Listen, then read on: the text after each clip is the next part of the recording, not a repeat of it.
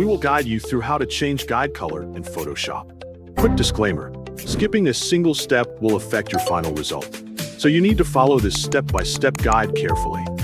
If this guide helpful, don't forget to like and subscribe. First, don't forget to comment if you still need our help or want to ask something, and we will reach you as soon as possible. Second, show the rulers in Adobe Photoshop by pressing the Control and our keys together. Click and drag from either the top ruler or the left ruler onto the canvas to create a guide, placing it where it will be easy to see while you adjust its appearance.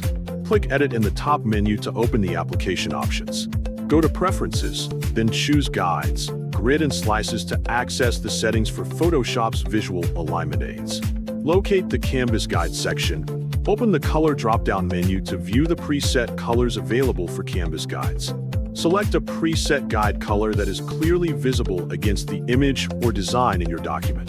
If none of the presets provides the appearance you want, click the color box to choose a custom color instead. In the Color Picker window, select a hue, brightness, and saturation that will make your guides noticeable without distracting you from the artwork. Next, choose a guide style, using lines for continuous guides or dashed lines for a broken pattern that may be easier to distinguish from other layout elements. If your document contains artboards, you can optionally customize the artboard guide's color as well, using a separate shade to tell those guides apart from regular Canvas guides. Review your selections, then click OK to save the changes and close the Preferences window. Look at the guide on the canvas and verify that its color and line style update to match the options you selected.